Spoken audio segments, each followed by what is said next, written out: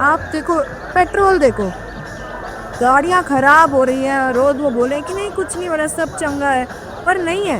लोग जान रहे हैं कि उनकी गाड़ियाँ खराब हो, कौन पेड कर रहा है? हम लोग त्रस्त हो गए हैं इसलिए यहाँ आके बैठे हैं।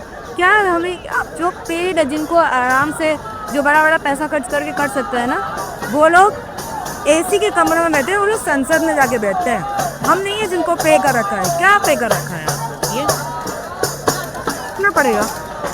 ऐसा नहीं हो सकता कि नहीं बैठे, उनको हटना भी पड़ेगा अपनी कुर्सी से, उन्हें हटना पड़ेगा, नहीं तो हम यहाँ से नहीं हटेंगे। यही है, पास में संसद है ना। 20 तारीख से उनका मानसून सत्र शुरू हो जाएगा। सुनना पड़ेगा कि कैसे नहीं सुनी है। क्या हमारे प्रधानमंत्री न्यूज़ नहीं देखते हैं?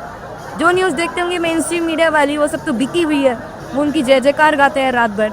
ऐसा तो हो नहीं सकता कि देश के प्रधानमंत्री को जंतर मंतर दिल्ली में ही क्या चल रहा है कैपिटल में नहीं पता। इंटरनेशनल मीडिया को पता है क्या चल रहा है यहाँ पे, देश के प्रधानमंत्री को नहीं पता होगा।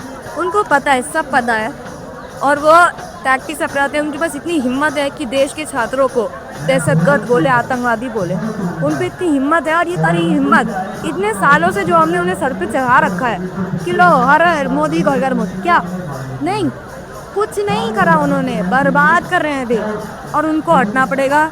2029 में भी मोदी सरकार को हटना पड़ेगा, क्योंकि देश को बर्बाद वो कितने समय का करें। देश की जनता बेवकूफ़ नहीं है। थोड़े समय के लिए आप जो बेवकूफ़ बना रहे हैं धर्म में उलझा के, थोड़ी तमिज़ ही कर पाएंगे आप कि देश की जनता वो जनता है जिसने ब्रिटिशर्स को भगाया था, जिन्होंने 200 साल राज किया, उन्हें भगाया था। जो ऐसा नहीं है कि हम लोग नहीं जानते, जानकारी नहीं है। हम सब लोग पढ़े लिखे युवा हैं, देश का लोग भी सब लोग जानते हैं। डरते हैं कई लोग कि हमें ये कर देंगे, वो कर देंगे, जिनका डर भी जायज़ है, क्योंकि करती है, नुकसान पहुंचाती है सरकारें, है ना। पर जितना हो सके हम अपना कोशिश करते रहेंगे, मेहनत करते रहेंगे। हम लोग नहीं जोड़ पा रहे हैं, कैसे संख्या कैसे कम होती जा रही है। अभी आप देखिए, समर वेकेशन चल रहा है, कैंपसेस में कोई स्टूडेंट नहीं है, सारे स्टूडेंट्स को अपने घर बुलाया जाता है कि आप घर आइए। मम्मी पापा घर बुला लेते हैं ना छुट्टियों में, अगर बच्चा बाहर पढ़ रहा है। कैंपसेस में बच्चे नहीं है ना। यहाँ पे भी इतने सारे लोग हैं जो आते हैं। रोज़ दिल्ली पुलिस बाहर दिक्कत करती है कि ये नहीं करेंगे, आधार कार्ड लेके जाओ, ये करके जाओ, वो करके जाओ।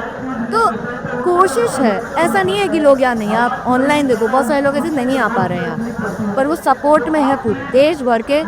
मैं SFI से हूँ, है ना, छात्र फेडरेशन ऑफ इंडिया। देश भर में हमने अपने समय में लगातार रैलियाँ, प्रोटेस्ट रैली करी है। हंगर स्ट्राइक की सॉलिडारिटी में, जंतर मंतर की सॉलिडारिटी में हमने किया।